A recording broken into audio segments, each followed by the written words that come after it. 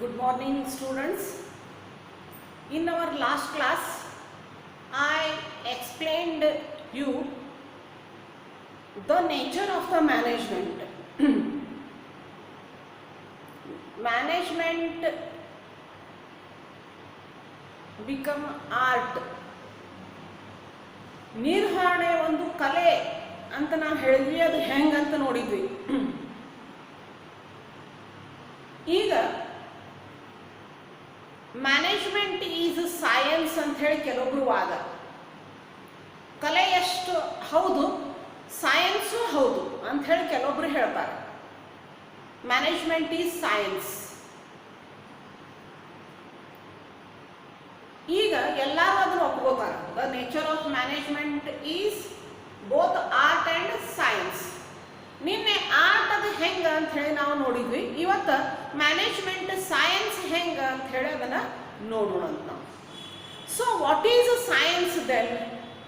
First ನಾವು science ಅಂದ್ರೆ ಏನು ಅಂತ ನೋಡೋಣ. Science is systematized body of knowledge that explains the certain general truths or operations of the general laws. ವಿಜ್ಞಾನ ಅಂದರೆ ಏನು? ವಿಜ್ಞಾನ ಸಾಮಾನ್ಯ ಸತ್ಯ ಅಥವಾ ಸಾಮಾನ್ಯ ನಿಯಮಗಳ ಆಚರಣೆಯನ್ನು ವಿವರಿಸುವ ಕ್ರಮಬದ್ಧ ಜ್ಞಾನವಾಗಿದೆ. Systematized body of knowledge means that explains the general truths and operations of the general laws of the particular subject. Isn't it? ನಾವು ಇದನ್ನೆಲ್ಲ ಕಲ್ತೀವಿ. ಕ್ರಮಬದ್ಧವಾಗಿ ಕಲಿಯುವುದು ಅಂದ್ರೆ after the experiments, observations, science prove it correct. isn't it?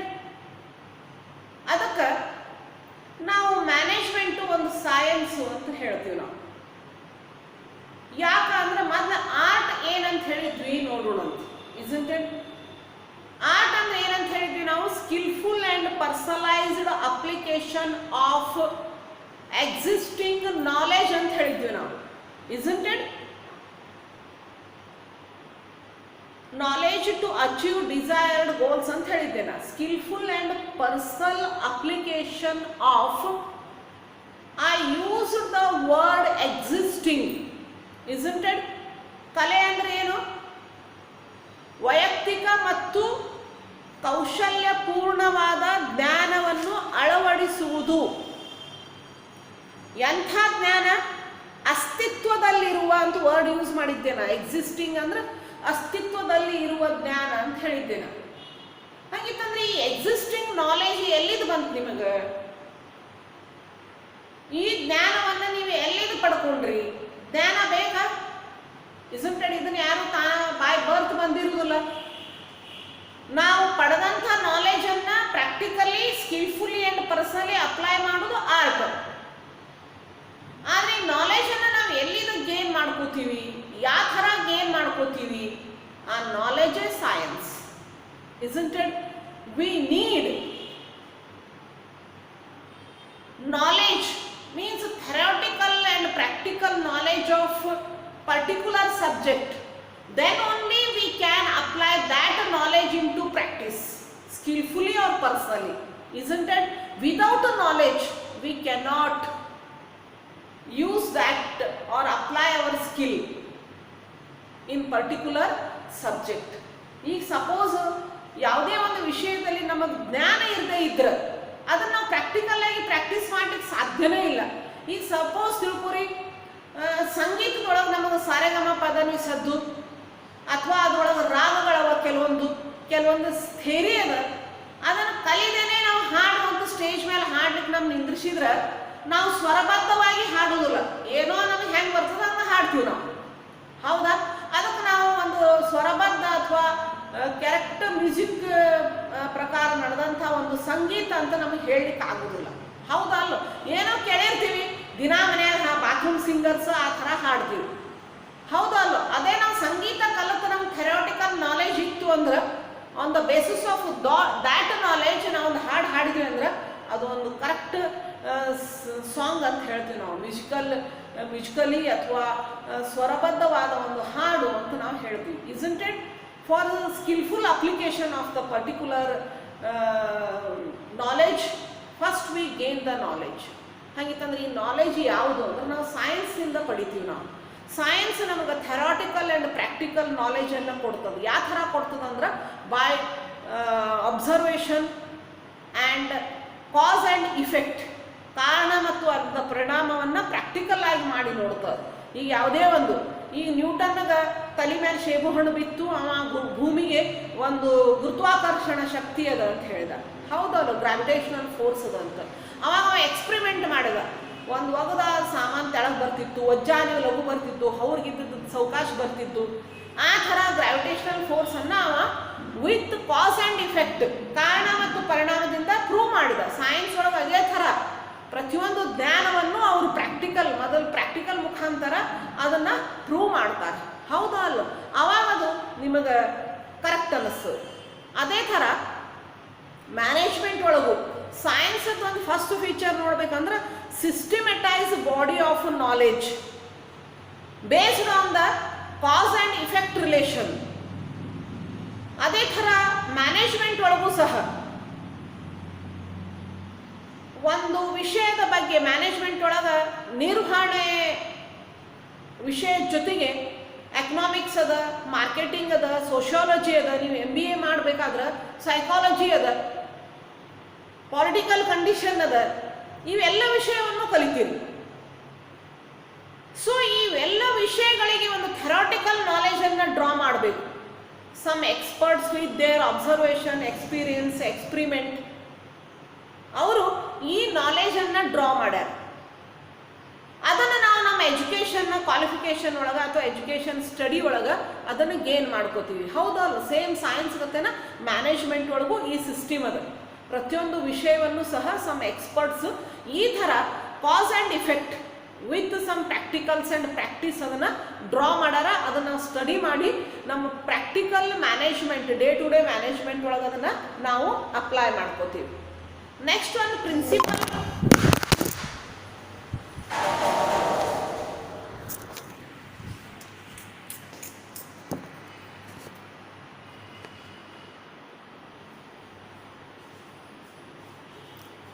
Sorry for the disturbance of some technical problem over here.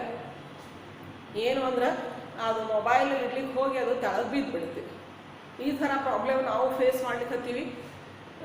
ಇರಲಿ, sorry for that. So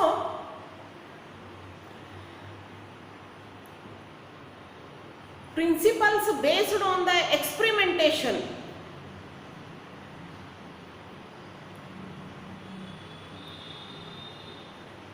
ಈ science knowledge ಪ್ರಯೋಗದ ಆಧಾರಿತ ತತ್ವಗಳಿವೆ. Scientific principles are first developed through observations and then tested through the repeated experimentation under controlled conditions. First, in science, for particular subject they developed through some observation, then they tested through some repeated experiments, then they will get the correct answer. Isn't it? ವಿಜ್ಞಾನದೊಳಗೆ ಹೆಂಗ ಮೊದಲ ತತ್ವಗಳನ್ನು ಮೊದಲ ಅವಲೋಕನ ಮಾಡ್ತಾರೆ, ಅವಲೋಕನ ಮಾಡಿ ಅದನ್ನು ಅಭಿವೃದ್ಧಿ ಪಡಿಸ್ತಾರೆ. ಆಮೇಲೆ ಕಂಟ್ರೋಲ್ಡ್ ಸಿಚುವೇಶನ್ ಒಳಗೆ ಅದನ್ನು ಪುನರಾವರ್ತಿ ಪ್ರಯೋಗಗಳು, ರಿಪೀಟೆಡ್ ಪ್ರಾಕ್ಟಿಕಲ್ದಿಂದ ಅದನ್ನು ಎಕ್ಸಾಮಿನ್ ಮಾಡಿ ಅದರದ್ದು ಅಕ್ಯುರೇಟ್ ಆನ್ಸರ್ ತೆಗಿತಾರೆ.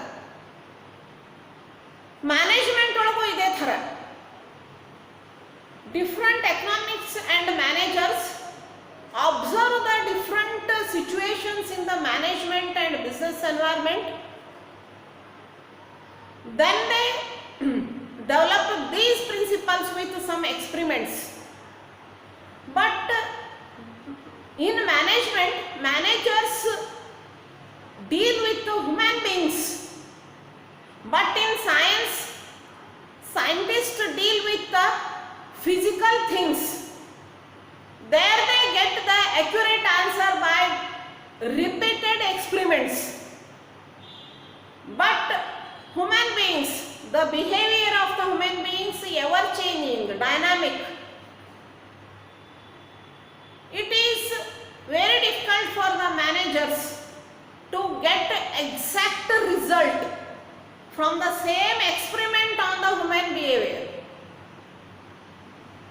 because the behavior of the human beings varied from person to person and ever changing. ಈಗ ಸೈನ್ಸ್ ಅಂದ್ರೆ ನಾವು ಏನಂತ ಹೇಳಿದ್ವಿ, ಪ್ರಯೋಗ ಆಧಾರಿತ ತತ್ವಗಳು ಅಂತ ಹೇಳಿದ್ವಿ. ಮೊದಲು ಅದನ್ನು ಅವಲೋಕನೆ ಮಾಡ್ತಾರ, ಆಮೇಲೆ ಪುನರಾವರ್ತಿ ಪ್ರಯೋಗದ ಮುಖಾಂತರ ಅವನ್ನ ಅದರ ರಿಸಲ್ಟ್ ಅನ್ನ ಅವ್ರು ಪಡಿತಾರೆ.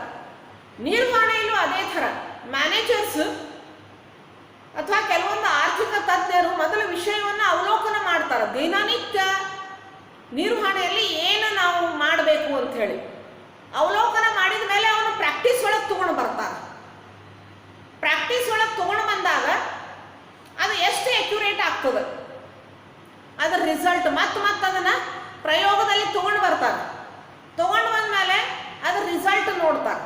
ಆದ್ರೆ ಸೈನ್ಸ್ ಒಳಗೆ, ವಿಜ್ಞಾನ ಒಳಗೆ ಭೌತಿಕ ವಸ್ತುಗಳ ಮೇಲೆ ಪ್ರಯೋಗ ಮಾಡ್ತಾರೆ. ಅವಕ್ಕೆ ಯಾವುದೇ ನಡವಳಿಕೆ ಇರುವುದಿಲ್ಲ, ಬಿಹೇವಿಯರ್. ಹಿಂಗಾಗಿ ನೀವು ಒಂದು 4-5 ಸಲ ಅದ್ರ ಮೇಲೆ ಪ್ರಯೋಗ ಮಾಡಿದ ಮೇಲೆ ರಿಸಲ್ಟ್ ಕರೆಕ್ಟ್ ಬರ್ತದೆ. ಆದ್ರೆ ನಿರ್ವಹಣೆಯಲ್ಲಿ ನಿರ್ವಹಣೆಕಾರರು ಮನುಷ್ಯರ ಜೊತೆ ಕೆಲಸ ಮಾಡಬೇಕಾಗಿರ್ತದೆ. ಆದ್ರೆ ಮನುಷ್ಯರ ಬಿಹೇವಿಯರ್, ನಡವಳಿಕೆ ವ್ಯಕ್ತಿಯಿಂದ ವ್ಯಕ್ತಿಗೆ ಬೇರೆ ಅದು, ಮತ್ತು ಅದು ಯಾವಾಗೂ ಆಗ್ತಿರ್ತದೆ. ಇಲ್ಲೇ ಪ್ರತಿಯೊಂದು ತತ್ವಗಳು ಅದನ್ನು ಪ್ರಯೋಗಕ್ಕೆ ನೀವು ತಂದಾಗ, ಅದನ್ನು ಮೇಲಿಂದ ಮೇಲೆ ರಿಪೀಟೆಡ್ಲಿ ಅದನ್ನು ಪ್ರಾಕ್ಟೀಸ್ ಮಾಡಿದಾಗ ಪ್ರತಿ ಸಲ ಸೇಮ್ ರಿಸಲ್ಟ್ ಬರ್ತದೆ ಅಂತ ಹೇಳಲಿಕ್ಕೆ ಬರುವುದಿಲ್ಲ. ಯಾಕಂದ್ರೆ ವ್ಯಕ್ತಿಗಳ ನಡವಳಿಕೆ, ಬಿಹೇವಿಯರು, ಅವರ ಉದ್ದೇಶಗಳು ಬೇರೆ ಬೇರೆ ಅವ ಪ್ರತಿಯೊಬ್ಬರಿಗೂ. ಹಿಂಗಾಗಿ ಅದು ಅಕ್ಯುರೇಟ್ ಆಗಿ ಬರ್ತದೆ ಅಂತ ಹೇಳಲಿಕ್ಕೆ ಬರುವುದಿಲ್ಲ. ಅದಕ್ಕೆ ಇಲ್ಲೇ ಹ್ಯೂಮನ್ ಬೀಯಿಂಗ್ಸ್ ಇರುವುದರಿಂದ ನಾವು ಮ್ಯಾನೇಜ್ಮೆಂಟನ್ನು ಎಕ್ಸಾಕ್ಟ್ ಸೈನ್ಸ್ ಅನ್ನಂಗಿಲ್ಲ, ಸೋಷಿಯಲ್ ಸೈನ್ಸ್ ಅಂತ ಕರಿತೀವಿ ನಾವು. ಸೊ ಅದಕ್ಕೆ ಸೈನ್ಸ್ ಕಥೆಯಲ್ಲೇ ಪ್ರತಿಯೊಂದು ತತ್ವಗಳಿಗೂ ಅಕ್ಯುರೇಟ್ ರಿಸಲ್ಟ್ ಬರುವುದಿಲ್ಲ. ಅದಕ್ಕೆ ನಾವು ಮ್ಯಾನೇಜ್ಮೆಂಟನ್ನು ಎಕ್ಸಾಕ್ಟ್ ಸೈನ್ಸ್ ಅನ್ನೋ ಬದಲಿ ಸೋಷಿಯಲ್ ಸೈನ್ಸ್ ಅಂತ ಹೇಳಿ ಕರಿಬಹುದು. Universal validity. Scientific principle have universal validity and application. ಸಾರ್ವತ್ರಿಕ ಸಿಂಧುತ್ವ. ಈ ವಿಜ್ಞಾನ ತತ್ವಗಳನ್ನು ಸಾರ್ವತ್ರಿಕವಾಗಿ, ಯೂನಿವರ್ಸಲಿ, ಜಗತ್ತಿನಾಗ ಎಲ್ಲರೂ ಅವನು ಒಪ್ತಾರೆ. ಯಾಕಂದ್ರೆ ವಿತ್ ಪ್ರಾಕ್ಟಿಕಲ್ ಅವ್ರ ಎಕ್ಸ್ಪರಿಮೆಂಟೇಷನ್ ತೋರಿಸಿರ್ತಾರೆ ಇದು ಕರೆಕ್ಟ್ ಅಂತ ಹೇಳಿ. ಅದೇ ಥರ ನಿರ್ವಹಣೆಯ ತತ್ವಗಳನ್ನು ಸಹ ನಾವು ಓದಿದ್ವಿ. ಅದ್ರ ಫೀಚರ್ಸ್ ದೇ ಆರ್ ಪರ್ವೇಸಿವ್ ಅಂತ ಹೇಳಿ ಓದಿದ್ವಿ. ಹೌದಾ ಇಲ್ಲ? ಮ್ಯಾನೇಜ್ಮೆಂಟ್ ಈಸ್ ಆಲ್ ಪರ್ವೇಸಿವ್ ಅಂತ ಹೇಳಿ ನಾವು ಓದಿದ್ವಿ. ಇಲ್ಲೂ ಸಹ ನಿರ್ವಹಣೆಯಲ್ಲಿ ಕೆಲವೊಂದು ತತ್ವಗಳನ್ನು some economists and managers and some workers with their own experiment or experience and observation, they draw out some principles. Some principles are universally valid and applicable. Some scientific principles from F.W. Taylor, general principles from the Henry Fayol. All over the world, all business organizations accept these principles, but they apply these principles according to their situations and rules and regulations, government policy of their particular country. ಹೌದಾ? ನಿರ್ವಹಣೆಯಲ್ಲೂ ಅದೇ ಥರ ಕೆಲವೊಂದು ತತ್ವಗಳನ್ನು ಹೇಳ್ಯಾರ. ವೈಜ್ಞಾನಿಕ ತತ್ವಗಳನ್ನು F.W. Tailor, ಸಾಮಾನ್ಯ ತತ್ವಗಳನ್ನು ಹೆನ್ರಿ ಫಯಾಲ್ ಅನ್ನೋರು, ಅವರು ಕೆಲವೊಂದು ಕಂಪನಿ ಒಳಗೆ ಇಂಜಿನಿಯರ್ಸು, ಮ್ಯಾನೇಜರ್ಸ್ ಆಗಿ ಕೆಲಸ ಮಾಡಿದವರು, ಅವರು ತಮ್ಮ ಅಬ್ಸರ್ವೇಷನ್ನು, experiment, day to day management ಒಳಗೆ ಮಾಡಿ ಇವನ್ನ ಕೆಲವೊಂದು ಯೂನಿವರ್ಸಲ್ ಪ್ರಿನ್ಸಿಪಲ್ಸ್ ಆಫ್ ದ ಮ್ಯಾನೇಜ್ಮೆಂಟನ್ನು ಡ್ರಾ ಮಾಡ್ಯಾರ. ಅವನ್ನ ಜಗತ್ತಿನೊಳಗೆ ಸಾಧಾರಣ ಎಲ್ಲ ವ್ಯವಹಾರ ಸಂಸ್ಥೆಗಳು ಅವನು ಒಪ್ಪಿಕೊಂಡವ. ಮ್ಯಾನೇಜ್ಮೆಂಟಿಗೆ ಇವು ಬೇಸಿಕ್ ಪ್ರಿನ್ಸಿಪಲ್ಸ್ ಅಂತ. ಆದ್ರೆ ನಾವು ಹ್ಯೂಮನ್ ಬೀಯಿಂಗ್ಸ್ ಜೊತೆ ನಾವು ದಿನಾಲು ಅಂದ್ರೆ ಮನುಷ್ಯರ ಜೊತೆ ಕೆಲಸ ಮಾಡೋದ್ರಿಂದ ಇವು ಪ್ರತಿಯೊಂದು ಸಿಚುವೇಶನ್ ನಿಮಗೆ ಎಕ್ಸಾಕ್ಟ್ ಇವೇ ತತ್ವಗಳನ್ನು ಅಳವಡಿಸ್ಕೊಳ್ಳಿಕ್ಕೆ ಬರುವುದಿಲ್ಲ. ಆಮೇಲೆ ಪ್ರತಿಯೊಂದು ದೇಶದ ಕಾನೂನು, ಸರ್ಕಾರದ ನೀತಿ ನಿಯಮಗಳು ಬೇರೆ ಬೇರೆ ಇರ್ತಾವೆ. ಅದರ ಪ್ರಕಾರ ಸ್ವಲ್ಪ ಈ ತತ್ವಗಳನ್ನು ಬದಲಾವಣೆ ಮಾಡಿ, ಇವೇ ತತ್ವಗಳನ್ನು ಸ್ವಲ್ಪ ಬದಲಾವಣೆ ಮಾಡಿ ಕಾರ್ಯರೂಪಕ್ಕೆ ತಗೊಂಡು ಬರ್ತಾರೆ, ನಿರ್ವಹಣೆಯಲ್ಲಿ ಉಪಯೋಗಿಸ್ತಾರೆ. ಅದಕ್ಕೆ ನಾವು ಏನಂತ ಹೇಳ್ಬೋದು, on these basis management is not exact science, inexact science, but it is social science ಅಂತ ಹೇಳಬಹುದು. ಸೊ ನೆಕ್ಸ್ಟ್ ಇದರಿಂದ ನಿಮಗೆ ಏನು ಗೊತ್ತಾಯ್ತು ಅಂದ್ರೆ management is both science and art. ಎಕ್ಸಾಮ್ದಾಗ ಕೇಳ್ತಾರೆ what is the nature of the management ಅಂದಾಗ management is both art and science. ಅಥವಾ is management is art or science ಅಂತ ಕೇಳಿದಾಗ ಎಸ್ ಅಂತ ಹೇಳಬೇಕು. ಅಬ್ಜೆಕ್ಟಿವ್ ಟೈಪ್ಸ್ ಕೇಳಿದಾಗ ಅವ್ರು ನಿಮ್ಗೆ ಕನ್ಫ್ಯೂಸ್ ಆಗಲಿಕ್ಕೆ the nature of management is dash ಅಂತ ಕೊಟ್ಟು ನಾಲ್ಕು ಆಪ್ಷನ್ ಒಳಗೆ management is art first A, management is science B, management is both art and science C option, ಇನ್ನೊಂದು ನನ್ ಆಫ್ ದ ಅಬೋವ್ ಅಂತ ಈ ಥರ ಕೊಡ್ತಾರೆ. ಅವಾಗ ನಿಮ್ಮ ಆನ್ಸರ್ ಏನಿರಬೇಕು, management is both art and science ಇರಬೇಕು. ಬರೀ ಒಂದೇ ಆರ್ಟ್ ಅಂದ್ರೆ ತಪ್ಪು, ಬರೀ ಒಂದೇ ಸೈನ್ಸ್ ಅಂತ ಬರೆದ್ರೆ ತಪ್ಪು. ಗೊತ್ತಾಯ್ತು? ನೆಕ್ಸ್ಟ್ ಒನ್, ಹೆಂಗ ಈ ನಿರ್ವಹಣೆ ಬೆಳೀತಾ ಬಂತು, ಮಾಡರ್ನ್ ಟೆಕ್ನಿಕ್ಸ್, ಮಾಡರ್ನ್ ಪ್ರಿನ್ಸಿಪಲ್ಸ್ ಈ ಮ್ಯಾನೇಜ್ಮೆಂಟ್ ಒಳಗೆ ಹೆಂಗೆ ಅಪ್ಲೈ ಆಗ್ತಾ ಬಂದು, ಬಿಸ್ನೆಸ್ ವರ್ಲ್ಡ್ ಒಳಗೆ ಟಫ್ ಕಾಂಪಿಟೇಷನ್ ಶುರುವಾತು. Because of this internet and communication transportation revolution, world become global village and globalization. Competition not from the inside the country, even from the outside business persons also. In that situation, the skillful and specialized knowledge required to manage an organization. ಈಗ ಈ communication ಒಳಗೆ, transportation ಒಳಗೆ ಒಂದು ಕ್ರಾಂತಿ ಆಗಿದೆ. ಹೀಗಾಗಿ ಜಗತ್ತೊಂದು ಹಳ್ಳಿಗತೆ ಅನ್ನಿಸ್ತದೆ. ಅದು ಮತ್ತು ಜಾಗತೀಕರಣ ಮಾಡಿದ್ರು.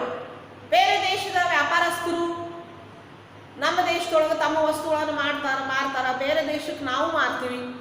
ಈ ಥರ ಇದ್ದಾಗ ದೇಶದ ಒಳಗಡೆ ವ್ಯವಹಾರಸ್ಥರ ಜೊತೆ ಅಷ್ಟೇ ಅಲ್ಲದೆ ಹೊರಗಿನ ವ್ಯಾಪಾರಸ್ಥರ ಜೊತೆನೂ ನಾವು ಸ್ಪರ್ಧೆ ಎದುರಿಸಬೇಕಾಗಿದೆ.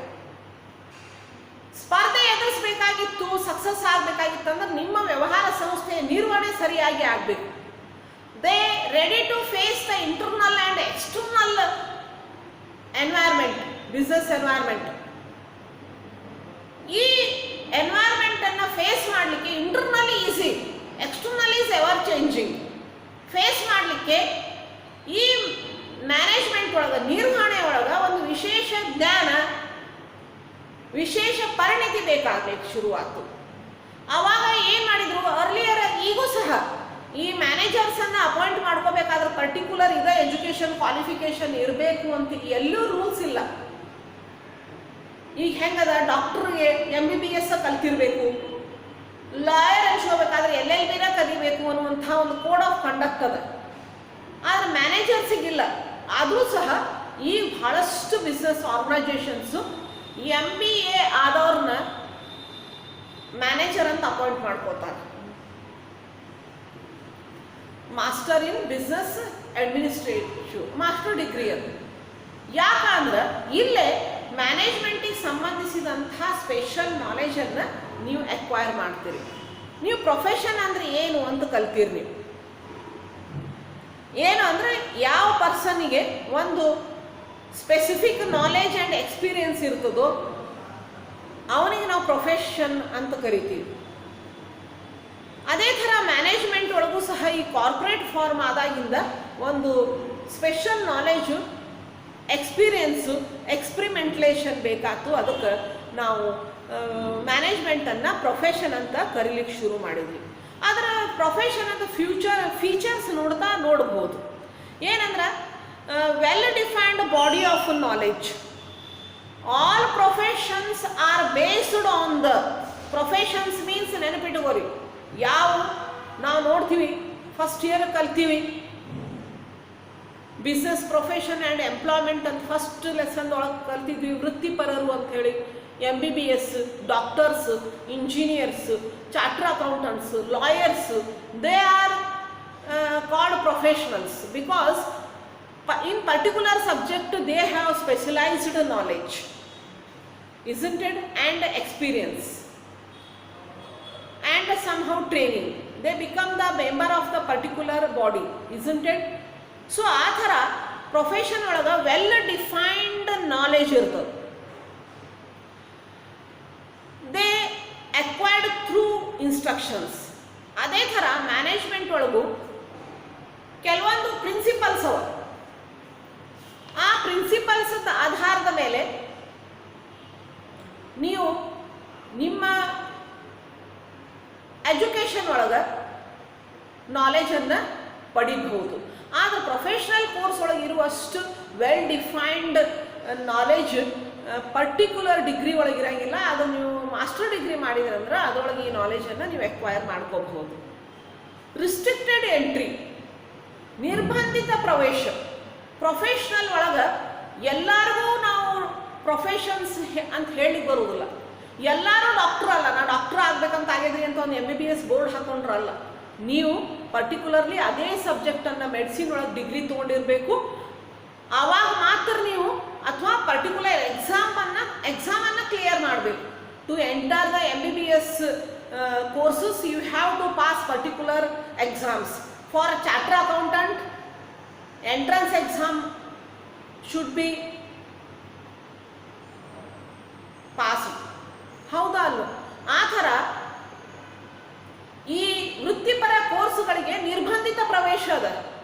ಆ ಕೋರ್ಸ್ಗಳಿಗೆ ಹೋಗಬೇಕಾದ್ರೆ ಕೆಲವೊಂದು ನೀವು ಪರೀಕ್ಷೆಯನ್ನು ಎದುರಿಸಬೇಕು. ಆ ಕೋರ್ಸ್ಗಳನ್ನು ಕಂಪ್ಲೀಟ್ ಮಾಡಬೇಕು. ಅಂದಾಗ ಮಾತ್ರ ನಿಮ್ಗೆ ಅದರಲ್ಲಿ ಪ್ರವೇಶ, ಇಲ್ಲ ಅಂದ್ರೆ ಇಲ್ಲ. ಆದರೆ ಮ್ಯಾನೇಜ್ಮೆಂಟ್ ಒಳಗೆ ಆ ಥರ ಇಲ್ಲ. ಯಾವುದೇ ಡಿಗ್ರಿ ಹೋಲ್ಡರ್ಸನ್ನು ನೀವು ಮ್ಯಾನೇಜರ್ ಅಂತ ತೊಗೋಬಹುದು. ಮಾಸ್ಟರ್ ಡಿಗ್ರಿ ಅದು ಮಾಡಿರ್ಬೋದು, ಕೆಲವೊಬ್ರು ಇಂಜಿನಿಯರ್ಸ್ ಇರ್ಬೋದು. ಆಗ ಈ ಪ್ರೆಸೆಂಟ್ ಕಾಂಪಿಟೇಟಿವ್ ವರ್ಲ್ಡ್ ಒಳಗೆ MBA ಹೋಲ್ಡರ್ಸ್ ಇರಬಹುದು.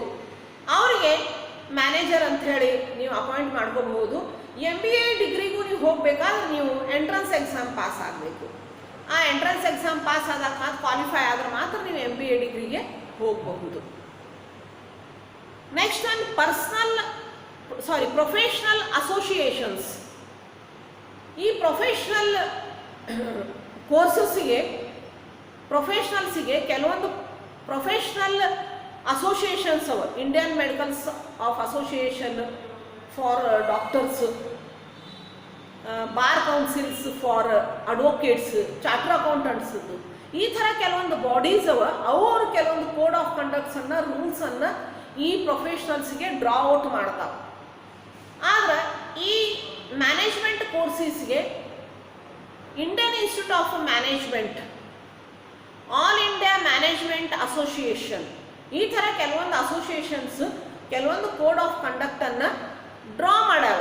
ಆದರೆ ಇವು ಸ್ಟ್ರಿಕ್ಟ್ಲಿ ಫಾಲೋ ಆಗ್ಲಿಕ್ಕತ್ತಿಲ್ಲ ಇನ್ನುವರೆಗೂ ಸಹ. ಯಾಕಂದ್ರೆ ಇಲ್ಲೇ ಮ್ಯಾನೇಜರ್ಸಿಗೆ MBA ಡಿಗ್ರಿ ಆಗಿರಲೇಬೇಕು ಅಂತ ಯಾವುದೇ ಲಾ ಇಲ್ಲ.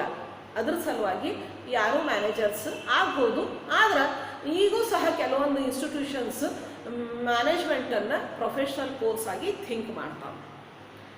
Ethical code of conduct. Professionals are bounded by the code of conduct which guides the behavior of its members. ಕೆಲವೊಂದು ನಡವಳಿಕೆಯ ನೀತಿ ಸಂಹಿತೆ ಇರ್ತಾವೆ. ನಾ ಹೇಳಿದ್ದೆ ಇಂಡಿಯನ್ ಮೆಡಿಕಲ್ ಅಸೋಸಿಯೇಷನ್ ಅಂದ್ರೆ ಡಾಕ್ಟರ್ಸು ಈ ಇಂಡಿಯನ್ ಮೆಡಿಕಲ್ ಅಸೋಸಿಯೇಷನ್ ಬೋರ್ಡ್ಗೆ ನೀವು ನಿಮ್ಮ MBBS ಡಿಗ್ರಿ ಮುಗಿದ ಮೇಲೆ ಅದಕ್ಕೆ ಮೆಂಬರ್ಸ್ ಆಗಲೇಬೇಕು by paying some nominal fees.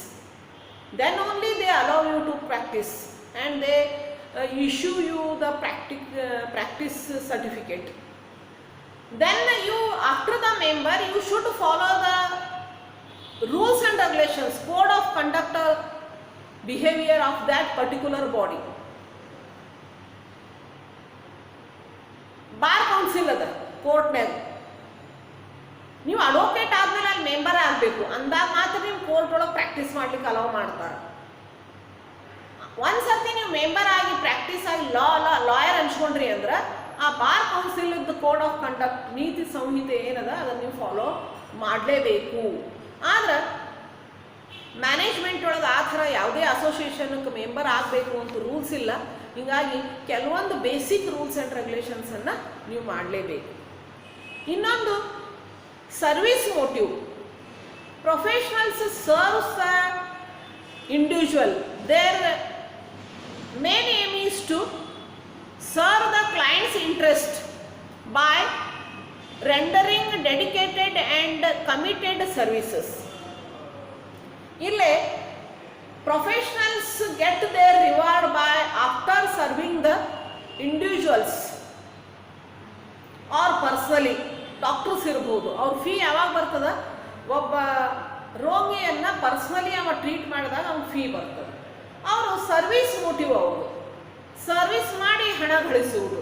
ಆ ಥರ ನೀವು ಎಥಿಕಲ್ ಇರ್ತಾವೆ. ನೀವು ಡಾಕ್ಟರ್ ಆದಮೇಲೆ ಒಂದು ಓತು ತಗೋಬೇಕು. ಅಲ್ಲಿ ಮೆಂಬರ್ ಆದಮೇಲೆ ನಾನು ಮೊದಲ ಹಣ ಇದನ್ನು ಮೊದಲು ನೋಡೋಕ್ಕಿಂತ ಇಂಪಾರ್ಟೆನ್ಸ್ ಕೊಡದೆ ರೋಗಿಯನ್ನು ಟ್ರೀಟ್ ಮಾಡಲಿಕ್ಕೆ ಹೆಚ್ಚು ಇಂಪಾರ್ಟೆನ್ಸ್ ಕೊಡ್ತೀನಿ. ಅದು ನನ್ನ ಪ್ರಾಮುಖ್ಯತೆ. Apart from the rich poor,